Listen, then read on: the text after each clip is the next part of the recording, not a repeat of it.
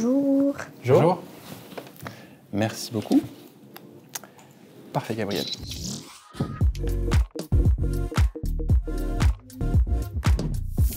On va être ensemble 25 minutes. On va rapidement se présenter. On va vous demander de vous présenter tout aussi rapidement. Ensuite, on va vous demander de piocher une carte de chaque couleur. Vous les lisez. Vous choisissez celle que vous voulez traiter en premier. Vous nous rendez les 3 autres. Et puis, on prendra les 3 autres et on alimentera le débat avec ça. Et ensuite, on aura une conversation tous ensemble.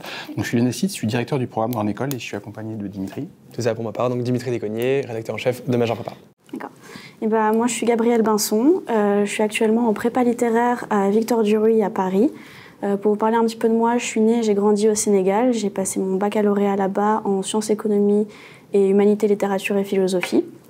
Je suis allée en prépa principalement parce que j'étais incertaine de mon parcours professionnel et ça m'a laissé 2 ans pour réfléchir un petit peu à ce que je voulais faire. Et je me suis donc fixée sur les écoles de commerce en fait, en me renseignant, et plutôt particulièrement la vôtre donc. Plus généralement, donc j'adore la littérature évidemment, ça va de soi. J'aime le théâtre, j'ai fait beaucoup de choses, de la musique, du sport. J'en ai fait un niveau compétitif en équitation par exemple. Et je pense que je suis un profil qui correspondrait très bien à votre école. Parfait. On vous laisse choisir les 4 cartes.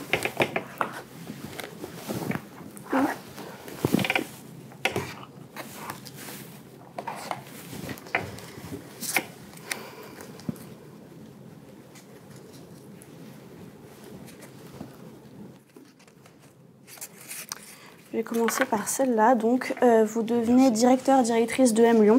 Quelles mesures prenez-vous pour encourager la solidarité à l'école? Alors, c'est vrai qu'en tant que classe préparatoire littéraire, on m'a beaucoup dit que la transition allait potentiellement être un petit peu difficile parce qu'on n'a pas forcément le même état d'esprit, on a passé 2 ans dans des ambiances totalement différentes. Et donc, on m'a dit que l'intégration pouvait être parfois un petit peu difficile. Donc, je dirais que pour encourager la solidarité à l'école, je mettrai en place peut-être un programme de mentorat, donc par exemple des 2e années ou des 3e années, qui pourrait un petit peu guider un première année au travers de l'école, lui expliquer comment tout fonctionne, parce que c'est vrai que c'est quand même un grand établissement, il y a beaucoup de choses, beaucoup d'associations, et donc potentiellement ça pourrait être bien d'avoir justement quelqu'un qui est là depuis longtemps et qui peut vraiment prendre le temps d'expliquer, de donner son opinion pour commencer l'année plus sereinement. Donc un mentorat.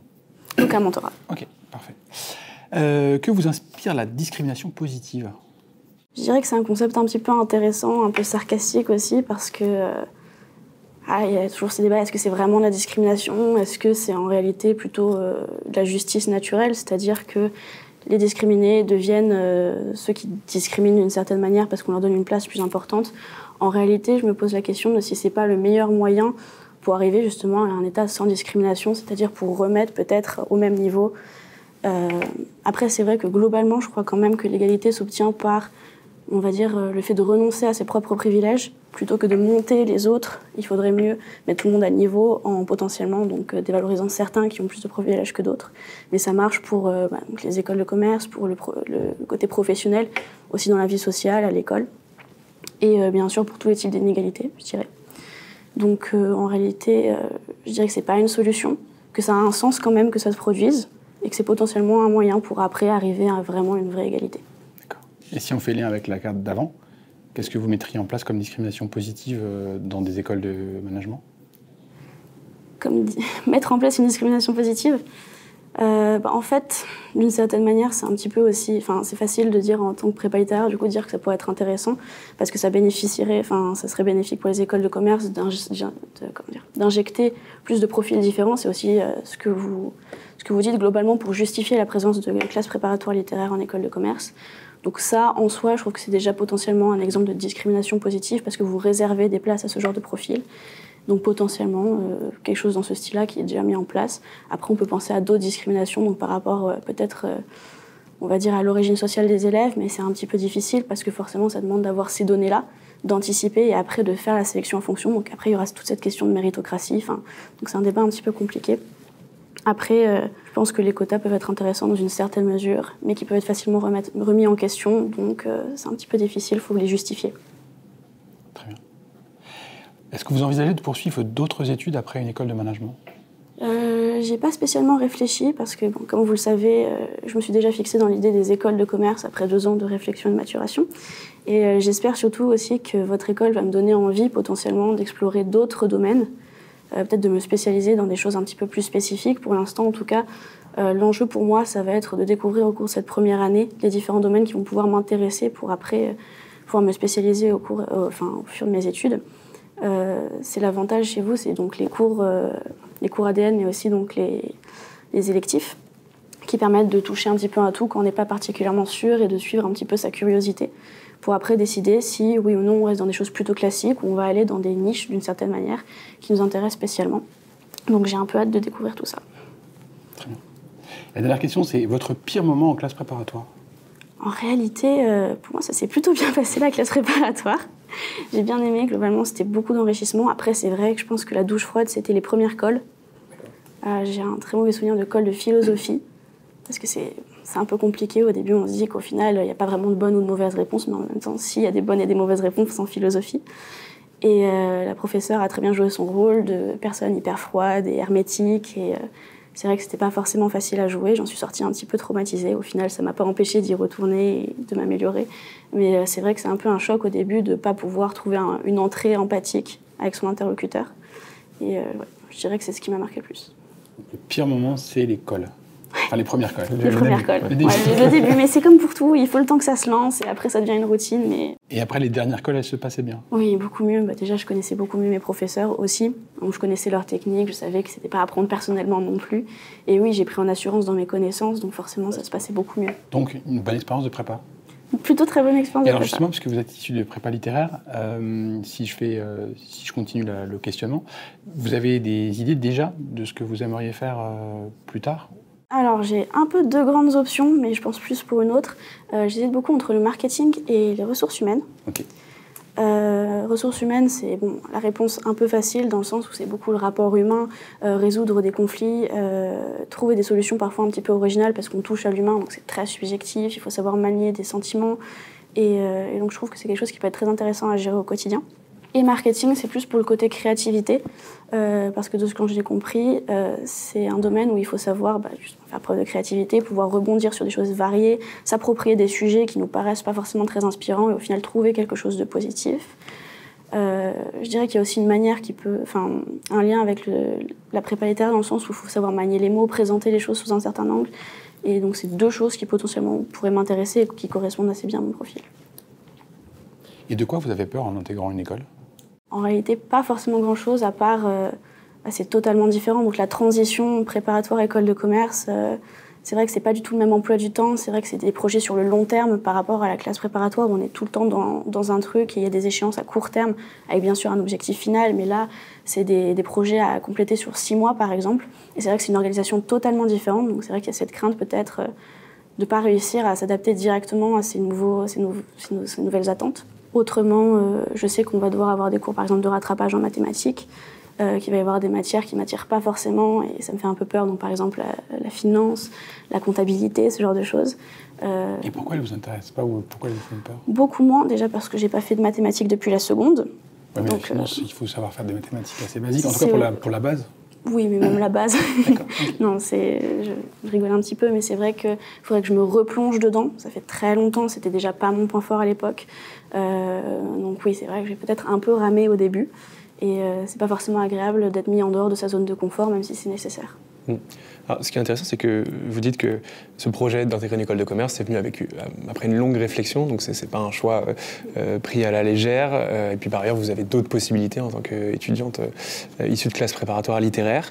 Vous avez mis en exergue les quelques réticences que vous pourriez avoir.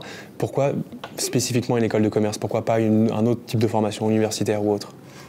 Parce que déjà j'avais peur de m'enfermer, sachant que je suis encore pas tout à fait fixée et que j'aime découvrir des nouvelles choses et avoir un point de vue sur différents domaines très variés. J'avais un petit peu peur que par exemple avec l'ENS, qui est beaucoup de recherche ou devenir professeur, ce soit extrêmement centré sur une seule et même chose, et c'est quelque chose, c'est vrai, qui n'est pas forcément attirant pour moi. Les études universitaires, c'est un petit peu la même idée, si on étudie quelque chose en particulier, c'est vrai que ça m'attirait moins. Les écoles de commerce, je dirais que déjà il y a le contexte école de commerce, donc avec une vie associative, avec beaucoup d'expériences professionnelles, de la pratique du terrain. Et ça, je trouvais ça très intéressant. Et puis oui, en fait, je me projetais en m'imaginant si je pouvais faire du marketing, si je pouvais faire la RH. Je me suis dit oui, je me vois dedans. Et c'était pas forcément évident pour d'autres voies. Très bien. Et est-ce que vous appréhendez justement, vous en avez parlé en creux tout à l'heure, mais le fait d'être en minorité en quelque sorte, au milieu de beaucoup d'étudiants de prépa économique et commerciale, est-ce que vous l'appréhendez ça? En réalité, je pense qu'on a tous fait prépa et que du coup, on a toujours ce lien un petit peu qui nous unit. Bon, c'était pas les mêmes enjeux, pas les mêmes épreuves, mais dans l'idée, c'est quand même symboliquement, sensiblement la même chose. Et je pense qu'avec une période d'adaptation, au final, avec la vie associative, on est forcément amené à échanger. Il y a beaucoup de projets de groupe. Donc forcément, au final, il y a des liens qui vont se créer et je pense que ça va se faire au final assez naturellement. Vous mentionniez que vous aviez grandi au Sénégal. Oui. Est-ce que vous pouvez nous parler un petit peu de l'expérience de la vie Oui. C'est un petit peu dur de parler de l'expérience parce que c'était ma vie en fait, donc j'avais pas tellement de comparatifs donc avant d'arriver en France. Vous êtes venu pour la prépa? Je suis venue pour la prépa après mon baccalauréat. Et alors, c'est quoi alors je vais inverser la question. Oui. Qu'est-ce qui vous a le plus surpris quand vous êtes arrivé en France? Donc à 18 ans, enfin après le baccalauréat, qu'est-ce qui vous a le plus surpris? Et après, on arrivera sur le... Je dirais que c'est pas du tout... comment dire? Il y a des avantages et des inconvénients dans les deux. Et c'est vrai que le confort que la France apporte, ça m'a un peu marqué, c'est-à-dire le fait d'aller au cinéma, il y a énormément de musées, tout ça, c'était un peu un nouveau monde qui s'est ouvert. Et par contre, je suis un peu mélancolique d'autres choses que j'avais au Sénégal, typiquement... Bon, le soleil, la mer, etc. Mais globalement aussi, c'est le rythme de vie, c'est les gens, c'est très différent. Bah, typiquement, c'est bête, mais c'est le truc auquel je pense le plus. C'est au Sénégal, par exemple, on se déplace énormément en taxi. C'est très commun. Alors qu'ici, donc, c'est plutôt les transports en commun. Et rien que ça, quand je suis arrivée, je fais « Oula, c'est pas du tout la même manière en fait, d'approcher les déplacements. » Il y a en même temps plus et moins de liberté. Parce que donc il y a quand même des horaires, etc. Il faut l'abonnement et tout. Mais c'est des décalages en fait. Après, il y a aussi le décalage pauvreté et richesse qui est assez frappant. Donc il y a la prise de conscience de privilèges et d'un autre côté, on se rend compte aussi parfois de l'inconscience des privilèges que les gens ont par exemple en France. Et c'est pareil, c'est intéressant parce qu'en fait, j'ai pas le même vécu que des gens qui sont nés et ont vécu ici toute leur vie. Et donc ça amène à des discussions qui sont parfois très intéressantes en fait, parce que j'ai un référentiel qui est un peu différent. La nourriture, évidemment, pas la même. Donc je suis très contente d'avoir retrouvé la charcuterie et le fromage. Mais c'est vrai que du coup, j'ai moins accès à des plats traditionnels qui étaient mes plats préférés quand j'étais plus petite. Donc c'est une transition de deux mondes totalement différents et je suis très contente de pouvoir le faire parce qu'en fait, c'est hyper enrichissant. Mais c'est vrai que c'est pas forcément évident. Est-ce que vous voyez votre vie future plutôt en Afrique ou plutôt en Europe? En fait, encore une fois, comme je viens d'arriver, je dirais que je suis pas encore fatiguée de mon expérience en Europe et que j'ai envie d'explorer un peu plus. J'aimerais par exemple faire des stages en Irlande. Disons que le nord de l'Europe m'intéresserait. J'aimerais bien faire des expériences là-bas et après éventuellement faire un choix. Mais disons que pour l'instant, je suis pas encore fatiguée de la France. Très bien. Et donc la distance, confort, niveau de vie, etc. Et si maintenant je reviens au Sénégal, vous avez grandi dans quel contexte au Sénégal? Extrêmement privilégié du coup par rapport à la réalité de la majorité des gens. Et c'est très marquant, du coup, parce que c'est tellement caricatural qu'on ne peut qu'en prendre conscience. Donc moi, personnellement, très confortable d'une certaine manière, hormis l'accès au cinéma, qui sont des choses un petit peu futiles, clairement, par rapport aux réels enjeux. Mais du coup, oui, vivre avec ces constants clashs, on va dire, d'extrêmement riches et d'extrêmement pauvres, en fait, c'est une vision très particulière. Mais je suis vraiment pas à plaindre, bien évidemment. Et c'est vrai que d'une certaine manière, ma vie était plus confortable là-bas que maintenant. D'une certaine manière, parce que écart, donc forcément plus de facilité par rapport au reste de la population. J'avais une piscine, donc clairement. Voilà. Je sais pas trop ce que je peux dire de plus par rapport à cette question, enfin s'il y a un aspect que je peux développer plus. Pas spécialement, c'était pour comprendre un petit peu l'expérience et le contexte. Non, quand je disais le confort, c'était le fait d'être vraiment confronté à la réalité de certaines personnes qui est totalement différente de la nôtre. Donc, par exemple, il y a les talibés qui sont des enfants qui vivent dans la rue la majorité du temps, qui ne sont pas avec leurs parents. Évidemment, il y a un problème de faim. Il y a des gens qui ont très faim, qui ont du mal à se nourrir. Donc ça nous paraît tellement abstrait quand on n'est pas confronté à ça, mais c'est une réalité. J'ai eu la chance avec mon école aussi de faire pas mal de projets. Par exemple, avec la Maison Rose, qui est une maison en fait, qui vient en aide aux femmes et aux enfants en difficulté dans l'Afrique de l'Ouest. Et pareil, c'est des claques en fait, qu'on se prend et auxquels on ne pourrait pas avoir accès dans d'autres contextes, en fait. Et c'est extrêmement enrichissant. Vous avez parlé très rapidement tout à l'heure de votre envie de rejoindre la vie associative, en l'occurrence à l'EM Lyon. Est-ce que vous avez une idée un petit peu plus précise de ce que vous voulez faire par la suite? Alors, plusieurs. Du coup, il faudra encore que je me décide en les découvrant à la rentrée. Je vous le souhaite. J'espère. Après, là, encore une fois, une réponse assez évidente, par exemple, ça serait de dire Verbatim, qui est l'association journalisme. Donc, par rapport au côté littéraire, je suis très habituée à écrire beaucoup. La tournure des mots, je trouve ça très intéressant, j'aime beaucoup. Mais pas seulement, je sais que vous avez des collectifs, comme le collectif Olympe ou Embrace, qui sont des collectifs qui se centrent sur l'intégration des personnes qui peuvent être discriminées dans le monde de l'emploi et dans ce genre de sphère sociale. Donc Olympe plutôt pour tout ce qui va être intégration genrée, enfin le féminisme, et Embrace donc plutôt sur l'intégration des personnes LGBT. Ça, c'est deux aspects qui m'intéressent, et c'est vrai que dans ma vie associative, j'aimerais retrouver un engagement social. C'est assez important pour moi. Et donc il y aurait par exemple aussi l'association Cheer Up, où j'ai entendu beaucoup de moins et je sais et je sais qu'elle est partagée par d'autres écoles, donc c'est assez global. Et voilà, je trouve que ça aurait beaucoup de sens pour moi et j'aimerais vraiment m'investir dans ce genre de projet. Très bien. Imaginons, vous n'êtes pas prise dans une école. Comment vous voyez la suite? Si je suis pas prise dans une école, peut-être que je cuberai, parce que c'est une perspective qui me déplaît pas du tout.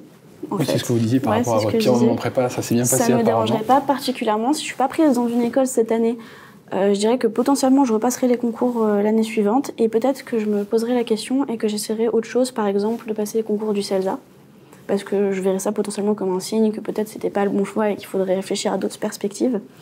Donc oui, potentiellement le concours du CELSA, du coup, plutôt pour la partie journalisme de la chose. Et autrement, j'ai un petit peu un coup de cœur sur la littérature anglophone, parce que j'ai une spécialisation dedans en classe préparatoire. Et peut-être même que je passerai les concours de l'ENS Cachan, qui donc surtout sont spécialisés pour les anglicistes. Et c'est une perspective, pareil, qui pourrait potentiellement m'intéresser. Quels seraient pour vous les marqueurs d'une vie professionnelle réussie, épanouissante? Vous avez cité beaucoup de métiers, de potentialités. Donc finalement, si on prend un peu de recul, qu'est-ce qui vous tient réellement à cœur en matière professionnelle? Quelque chose qui fait que je ne m'ennuie pas. C'est-à-dire que j'arrive toujours à trouver quelque chose d'intéressant et d'innovant dans ce que je fais pour que je puisse continuer au maximum à donner de moi et donner de mon potentiel, on va dire. Donc quelque chose qui me challenge quand même, sans être épuisant, mais ça dépend aussi. Je pense qu'au final, on peut s'en sortir de tout tant qu'on aime ce qu'on fait. Et puis après, ça c'est assez moderne et partagé par ma génération, je pense, mais c'est vrai qu'un bon équilibre entre vie professionnelle et vie personnelle, par exemple, le concept de télétravail, je trouve ça très intéressant. Je suis quelqu'un qui peut être parfois assez casanier, donc c'est vrai que travailler depuis chez moi, ça peut être quelque chose qui me correspond très bien. Je pense être capable d'être tout aussi productive chez moi comme au travail. Ça pourrait être quelque chose qui m'intéresse. Et donc, oui, je dirais, après, il y a aussi cette ambiance, quelle entreprise? J'aimerais bien travailler dans une entreprise qui a des valeurs RSE assez fortes. Par exemple, une entreprise qui me vient en tête et chez laquelle j'aimerais bien faire des stages et ou travailler, c'est la start-up Greengot, qui est une banque qui investit que dans des projets écologiques. Et donc, pareil, c'est une valeur qui m'inspire et j'aimerais beaucoup. Enfin, je pense que j'aurais de la fierté à travailler pour une entreprise comme ça. Donc, je dirais, voilà, être fière de ce que je fais, ne pas m'ennuyer, donc toujours avoir envie d'y aller et de me lever le matin. Voilà. Et aussi, donc, que ça me permette d'avoir des projets à côté qui soient en cohérence avec ma vie professionnelle. Et il y a des choses que vous ne pourriez pas faire, du coup? Je dirais que j'aurais peut-être un pincement au cœur moral si je travaillais pour une entreprise dont je n'approuverais pas des actions. Sans citer de nom, potentiellement, ça me dérangerait. J'irais pas chercher, quitte à peut-être avoir une moins bonne position ou un moins bon salaire. C'est vraiment important pour moi. Et oui, les tâches répétitives qui n'ont pas forcément trop de sens, c'est quelque chose qui, au final, me conviendrait pas vraiment, je pense. Donc, en gros, les temps modernes de Charlie Chaplin et puis une entreprise qui ne serait pas RSE et responsable. Voilà, dans l'idée, c'est ça. Ok. Tout à l'heure, vous mentionniez votre intérêt pour la littérature anglo-saxonne. Oui. Vous avez des passions ou des centres d'intérêt forts ou pas? Autre que la littérature? Oui. Je me suis découvert un amour pour la boxe assez récemment. Française, anglaise?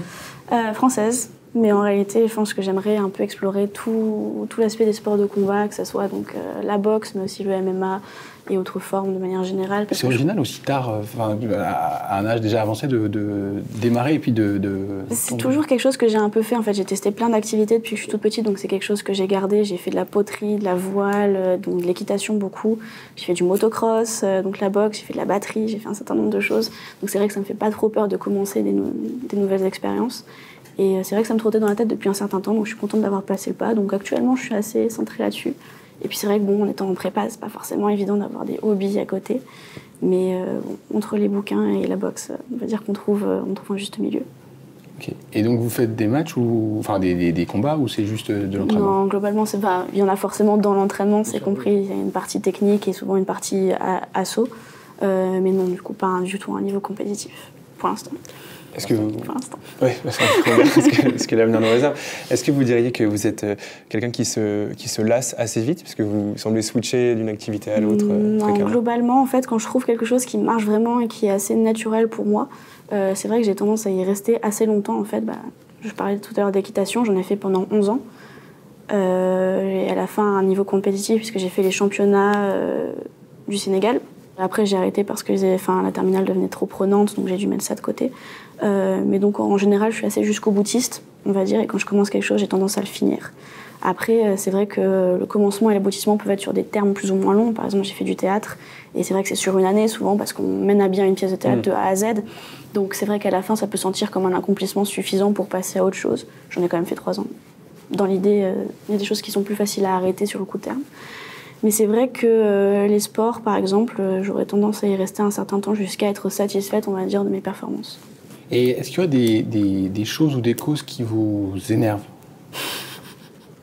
Par rapport déjà à ce que j'avais dit précédemment, c'est un petit peu cohérent, mais les discriminations que je trouve toute discrimination est injustifiée, mais qui me choquent particulièrement, surtout au XXIe siècle. Donc, les discriminations de genre, typiquement, étant directement concernées en plus, c'est vrai que ça a tendance à me crisper un petit peu. Et c'est vrai que le gros travail que je fais sur moi, c'est comment aborder ce type de situation d'une manière, on va dire, intelligente, qui amène plus à la discussion, au débat, à la compréhension du problème, plutôt que directement être dans la réponse que j'aimerais avoir, mais qui n'est en réalité pas forcément la bonne. Donc, ouais, je peux réagir assez fortement, mais j'essaie quand même de garder un cadre constructif quand ça m'arrive. Pierre Bourdieu disait la sociologie est un sport de combat, donc la discrimination. Pas du tout. et du coup la boxe. Et au contraire, est-ce qu'il y a des choses qui vous enthousiasment? Qui m'enthousiasme, oui, je dirais commencer de nouvelles choses. Ça, pareil, c'est un petit peu dans la lignée de ce que je disais. Qui m'enthousiasme, j'aime bien quand il y a un film ou une pièce de théâtre qui me prend vraiment aux tripes et je suis vraiment très dedans. Et c'est une dose d'endorphine qui est très particulière et je retrouve dans assez peu d'autres activités. Par exemple, récemment, j'ai vu le film Athéna. En fait, c'est, je sais pas trop comment décrire, c'est une fiction dans laquelle en fait des jeunes de cité attaquent un commissariat parce que il me semble que le petit frère d'un des jeunes hommes est mort à cause d'un policier ou quelque chose comme ça. Mais au final, on sait pas si c'est la faute du policier, on sait pas, et c'est pas ça du tout l'enjeu du film. C'est voir comment les choses peuvent dégénérer et arriver à une crise sociale, mais à la fois belle parce qu'elle est puissante et hyper violente, et en même temps du coup effrayante parce que forcément il y a des pertes humaines qui sont dramatiques. Et c'est vrai que c'était filmé d'une tellement bonne manière, c'était apporté de manière très intéressante, et on sentait vraiment les émotions des personnages, et j'avais vraiment adoré ce film, et c'est vrai que j'en suis sortie épuisée de toute l'énergie que ça m'avait pris de le regarder. Et de manière générale, pour vous, la culture doit rester un passe-temps, ou est-ce que nécessairement dans votre vie professionnelle, vous aimeriez avoir de près ou de loin un rapport avec ce secteur? Non, pas nécessairement, parce que je dirais pas que j'aurais peur de m'en lasser si ça devenait mon enjeu professionnel, mais c'est pas forcément quelque chose que je recherche, non. Très clair, très bien. Vous parlez de Green God d'ailleurs tout à l'heure. Est-ce que vous êtes davantage renseigné? Est-ce que vous êtes rentré en contact avec des personnes qui travaillent? Non, pas encore. Encore une fois, le contexte prépa fait que c'est extrêmement prenant, mais c'est vrai que c'est quelque chose que j'aimerais beaucoup faire dans mon deuxième stage, parce que je sais que le premier est à l'international, donc chez vous. Et peut-être pendant un deuxième stage ou pendant une année de césure, j'aimerais beaucoup prendre contact avec eux. Et du coup, il y a juste un petit bémol, c'est que c'est de la finance. Même si c'est de la finance. Non, oui, mais je suppose que même eux ont un besoin en marketing, en communication, en RH. Oui, disons que c'est pas forcément la finance qui m'intéresse dans le concept, mais l'objectif. C'est le projet. C'est ça. D'accord. Financer des projets rentables. On arrive à la fin de l'entretien. Est-ce qu'il y aurait des choses qu'on n'aurait pas abordées, mal abordées, ou que vous souhaiteriez maintenant aborder parce que c'est quelque chose qui était important pour vous? Jusque-là, tout était assez clair. J'ai peut-être des questions. Allez-y. Notamment pour vous, Monsieur Sitz. Aujourd'hui, j'ai 2 questions, mais qui sont un petit peu dans la même idée. Quel serait votre cours ADN préféré, si vous le faisiez aujourd'hui, et quel cours électif vous aimeriez vraiment suivre, si jamais vous en aviez l'opportunité? Alors, je suis biaisé, parce que je suis responsable pédagogique d'un des cours ADN. Non, je dirais, si je ne prends pas le cours dont je suis responsable, je dirais Futur Durable avec Thomas Gauthier, qui est un cours de prospective et de développement durable que je trouve fascinant. Alors, pour l'anecdote, je l'ai déjà suivi 4 fois là, en tant que participant. Donc, je pense que c'est celui-là, si je devais le faire, même si je l'ai déjà fait beaucoup. Et après, la question de l'électif, c'est une excellente question. Je pense que j'irai sur des domaines que je connais moins bien. Je pense notamment à des électifs sur le conseil de Jean-Baptiste Vaujour, alors qui n'a rien à voir avec ce qui m'intéresse au fond, mais de finance, de marché. Voilà, parce que je connais moins cet aspect-là. D'accord, très bien, merci. Et c'est bon pour moi. Enfin, j'allais vous poser la question du coup de quelles écoles vous aviez fait et typiquement pareil, potentiellement à l'EM Lyon, qu'est-ce que vous trouvez particulièrement intéressant? Très bonne question. Alors moi, en l'occurrence, j'ai fait Neoma.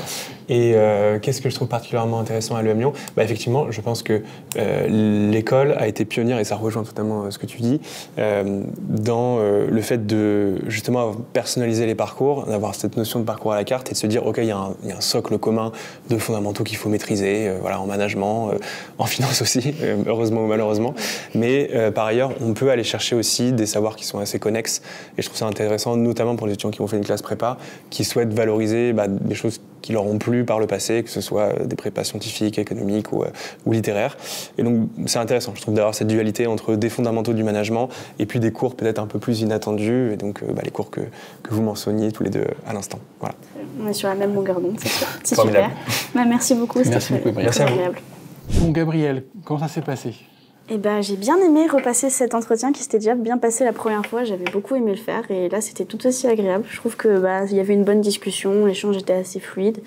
Au final, les cartes m'ont pas trop pris au dépourvu, donc je pense que globalement, ça s'est plutôt bien passé. J'ai pas été particulièrement stressée. C'est vrai que le fait que là, ça soit informel et qu'il n'y ait pas vraiment d'enjeu à la clé, ça aide aussi. C'est sûr. C'est sûr. Mais en même temps, j'étais moins préparée que la première fois, donc d'un autre côté, on va dire que l'un dans l'autre, ça équilibre peut-être. T'as vu combien la première fois ? Il me semble que j'avais eu 19. Je sais plus entre 19 et 1, je crois que c'était 19. D'accord. Ouais. Et la préparation de la première fois, vous aviez préparé les cartes ? Non, j'avais rien préparé du tout parce que je m'étais dit que ça serait plus spontané en fait d'y arriver, de découvrir et de se laisser surprendre par les questions. Parce que ma prof de philosophie disait il faut se laisser surprendre par le sujet. Et par contre, j'avais préparé le pitch, donc du début, la présentation, pour essayer de caler les points sur lesquels je voulais que vous m'interrogiez. Donc ça, c'est assez... Enfin, de toute façon, c'est commun à toutes les écoles, globalement, donc c'est important de l'avoir et que ça devienne automatique. Donc là, il était plus très automatique, mais normalement, ça passait quand même. Ouais. Même s'il était un peu long. Ouais, mais ouais, parce que quand je l'avais préparé, je l'avais raccourci, du coup, spécialement pour le M. Parce qu'on m'avait dit que, du coup, c'était pas vraiment l'objectif, il fallait enchaîner assez rapidement sur les cartes. Mais là, bon... Dans le feu de l'action. Vous avez laissé avec Dimitri. Ouais, dans le feu de l'action, vous m'avez laissé. C'était pas trop long. Non, mais oui, peut-être un peu long, effectivement, pour le M. Mais la dernière partie aurait pu être coupée sur les passe-temps. Enfin, on aurait pu. Il y avait matière à raccourcir. On y revient après. Qu'est-ce que tu préconises, toi, pour les cartes, d'ailleurs ? De les bosser en amont ou de se laisser surprendre ? Je suis d'accord. Après, je suis plus étudiant. Hein. Oui. Donc, c'est facile pour moi de donner des conseils. Moi, j'aurais tendance à dire, je pense que l'idée de la prof de philo de Gabriel est bonne, de dire se laisser surprendre par les cartes. Parce qu'en fait, les cartes, elles servent, si on regarde bien, elles servent en fait à éviter 2 écueils dans les oraux. Le premier, c'est le monologue qu'on connaît bien, qui est tout prévu et qui n'est pas ce qu'on recherche en tout cas à l'école. Et puis le deuxième, c'est le blanc. On est stressé, on n'est pas bien, et on n'arrive plus à parler. Le monologue, il ne revient plus. Oui, c'est ça. Et donc, c'est l'effort de mémoire qui crée... Et le cerveau, il comme un passe oxygéné, etc.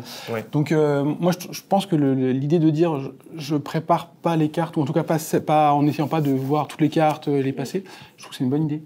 Ça permet de garder du naturel et de garder, alors ça va être un peu pompeux, mais la sérendipité des cartes. Mais après, je ne suis plus étudiant, donc chacun... C'est le conseil du directeur. Voilà, exactement. De toute façon, c'est impossible de toutes les avoir vues et d'avoir préparé une réponse. Donc, j'avais regardé le type de questions. Je savais que ça allait être un peu inventif. Exactement. C'est important de savoir qu'elles sont décalées, savoir qu'il faut y répondre de manière authentique. Oui. Mais au-delà de ça, j'aurais tendance à dire, en fait... Il y en a plein. Donc, c'est quasiment impossible de tout préparer. Faire un plan pour chacune, c'est pas possible. Oui, c'est clair. Ça n'a pas de sens. On est clair là-dessus. Tu veux débuter ou je débute Je t'en prie, vas-y. Ok. Déjà, oui, mettons fin au suspense, c'était quand même un bon entretien, je trouve. Hein. Tout à fait.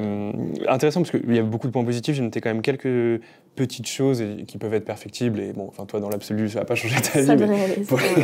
pour les étudiants qui vont regarder. Alors, bon, déjà, c'est vrai que tu t'exprimes quand même bien, ce qui est quand même évidemment assez pratique quand on fait ce genre d'exercice. Tu as vraiment fait un effort pour nous inclure tous les deux. Tu nous regardais tous les deux, tu étais vraiment dans un échange. Il n'y avait pas effectivement ce sentiment un peu parfois d'avoir quelqu'un qui récite et en fait qui est très frustrant parce qu'on se dit dans ce cas-là autant qu'elle m'envoie une vidéo, et non, là on était vraiment dans un échange, donc ça c'était très bien. Tu connais bien l'école, bon, c'est un peu plus facile, mais c'est sûr. Bon, évidemment, mais en tout cas, ouais, t'as vraiment bien montré cette connaissance de l'école, et ça c'est bien parce que on s'est dit, ok, elle veut intégrer pas une école de management, elle veut intégrer le MU, et ça c'est vraiment top. Les questions à la fin c'était plutôt bien senti parce que c'était pertinent, c'était pas hors sol, bien amené, etc. Même si voilà, c'est le truc qui se prépare un petit peu. Les gens aiment bien parler d'eux de manière générale, et surtout quand c'est pertinent, quand on se dit pas c'est le premier truc qui te passe par la tête, voilà quoi. Donc ça c'était plutôt bien.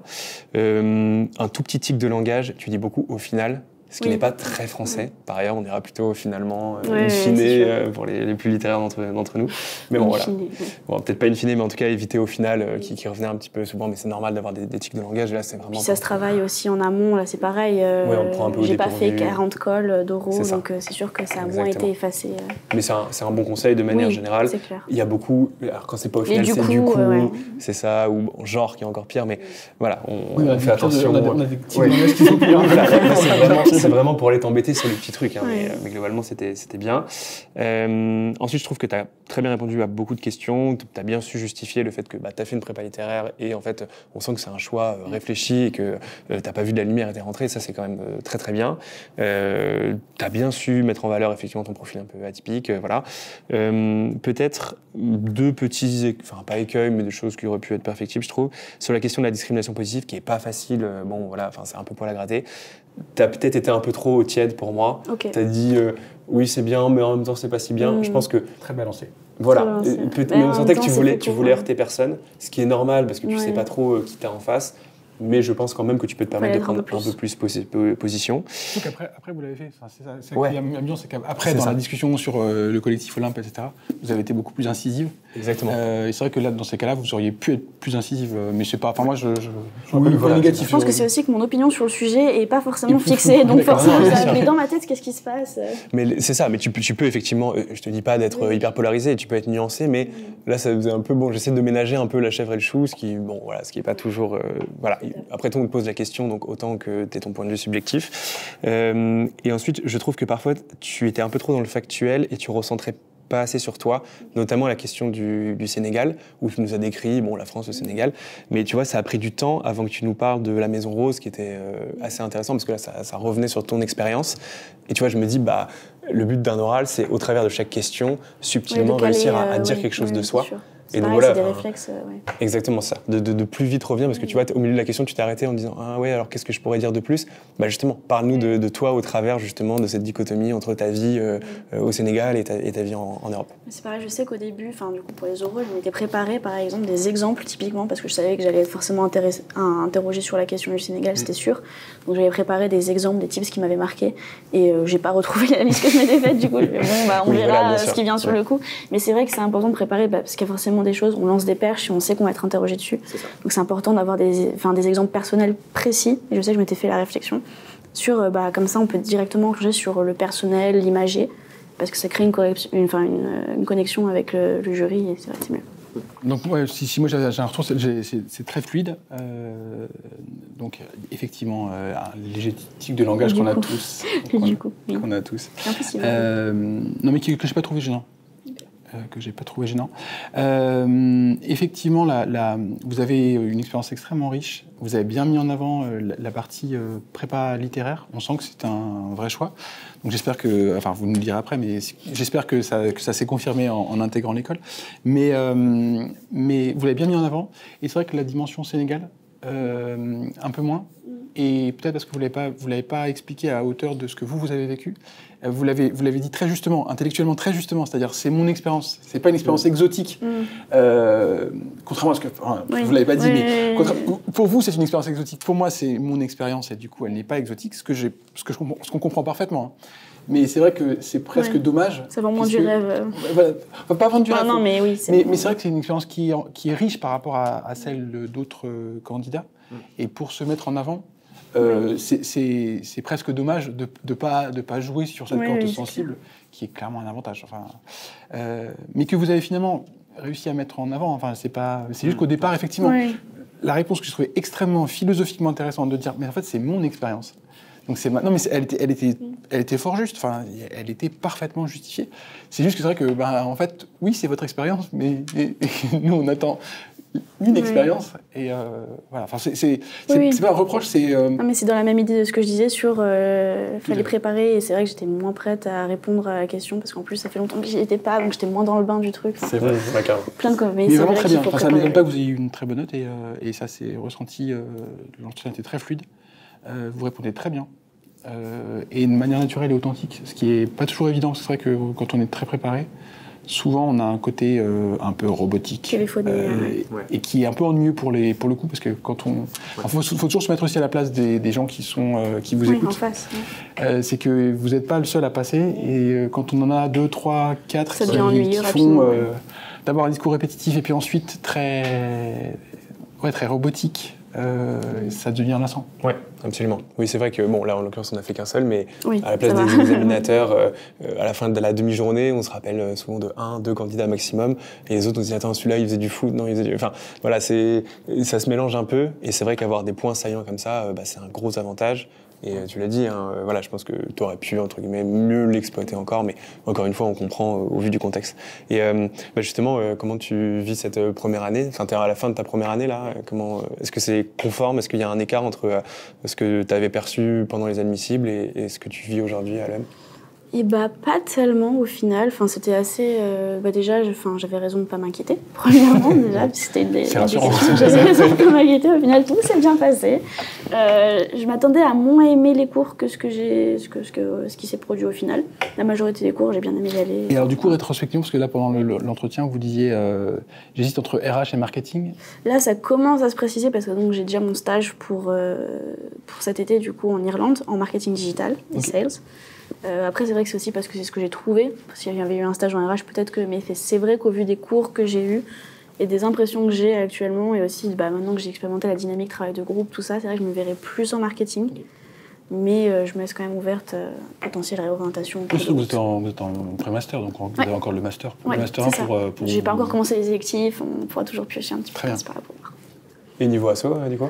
Niveau asso, je suis présidente d'Embrace, donc j'en ai parlé. Et là, j'ai coopté, donc j'ai postulé pour l'association Cheer Up, donc pour le semestre, pour l'année prochaine, donc fin d'année, année prochaine.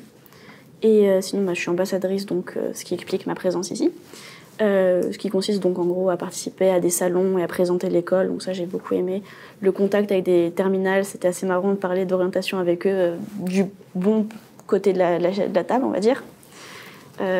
Donc au final, la vie associative me convient très bien et il y a beaucoup d'opportunités, c'est ce que je trouve très intéressant. Donc que ce soit par les collectifs, si j'avais voulu faire des choses plus artistiques, j'aurais très bien pu avec la Comuse, le BDA, c'est tout à fait possible.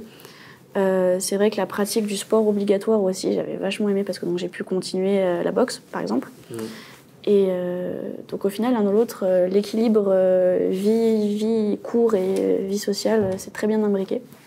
C'était pas très inquiétant. Bon, effectivement, les cours de maths, c'est plus challengeant tout de suite, c'est sûr. Plus l'habitude. Non, plus l'habitude, mais au final, les professeurs en ont conscience aussi, et on peut pas être bon dans tout de toute façon, donc après... Et là, vous partez en Irlande. Le choix, il s'est fait par rapport à l'Irlande, par rapport au marketing ou un mix des deux ? Les deux. En fait, je savais que je voulais, comme ce que j'ai dit dans mon oral, plutôt les pays du Nord, globalement, parce que j'y suis jamais allée et ça m'intéressait. Et du coup, de toute façon, c'était soit marketing digital, soit RH, avec une préférence pour marketing. Et au final, en fait, c'est en regardant tous les jours sur la plateforme Job Teaser que fait, j'ai vu l'offre passer, ça correspondait à ce que je voulais. C'était une équipe qui avait l'air vraiment très sympathique. C'était le stage que je voulais. Je sais que ça allait être hyper professionnalisant, que j'allais vraiment être dans le bain. Et en plus, bonus, c'était en Irlande. Donc, et vous commencez quand ? Je commence le 24 juin. Ok. Ça se situe où en Irlande? Enfin, pardon, il faut préciser aux gens qui nous regardent qu'on n'a pas préparé l'entretien, qu'on n'a aucun renseignement, donc c'est vraiment mes curiosités personnelles. C'est à Dublin.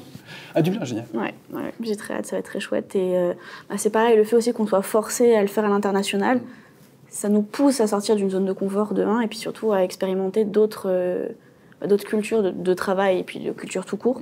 Et ça, je trouve que c'est vraiment bien, parce que sinon, je serais plutôt partie sur un stage français. Donc typiquement chez Green Gods dont j'ai parlé tout à l'heure, mais bon, ça sera pour plus tard. Et donc j'ai bien aimé cette obligation, et au final on voit ce que les gens préfèrent et recherchent dans leur stage aussi par cette contrainte. C'est pour ça que je vous demandais si vous avez choisi le pays ou la discipline, parce que souvent c'est vrai que c'est les deux clés d'entrée. Mais c'est ça permet après de se fixer aussi sur nos propres envies. Exactement. Parce que on est obligé de les formuler. Donc, voilà. Pour moi, c'est un des avantages de faire ça à ce moment-là, parce que les préparationnaires, souvent, vous ne vous posez pas tellement de questions. Et là, en fait, vous êtes obligé de vous poser vraiment une question, et qui est une question qui est finalement pas si structurante que ça. Au final, elle est structurante quand on l'apprend, mais en fait, aller en Irlande ou en Suède... Au final, si on se rend compte que ça ne nous touche pas plus que ça... Exactement. Plutôt, mais c'est vrai que ça permet au moins de vous obliger à se poser la question. Qu'est-ce que je veux et où je vais. C'est clair, c'est sûr. Pour finir, peut-être des conseils pour les gens qui vont passer les oraux? Réduire au maximum le stress, mais surtout dans ce type d'entretien où c'est vraiment important de garder le naturel et d'y aller comme une conversation, donc bien sûr une conversation professionnelle, mais de ne pas se mettre non plus trop la pression. C'est vrai qu'il y a des exercices qui sont plus stressants, donc par exemple les études d'articles, les choses à préparer vraiment en amont qui sont plus académiques, alors que ce type d'entretien-là, pour le coup, c'est vrai qu'il faut y aller plus en mode performance, et en mode, performance théâtrale, on va dire, mettre dans le rôle, se dire, je suis là aussi pour avoir un échange, il faut qu'il se ressorte en se disant, ah, sympa, personnalité très chouette, un sourire, un rire, ça peut être pas mal. Donc, le moins vous êtes anxieux et stressé, le plus ça va bien passer. Parfait, ça me paraît être un bon conseil. Carrément. Merci beaucoup, Gabriel. C'est dire qu'à faire. Merci, c'est ça.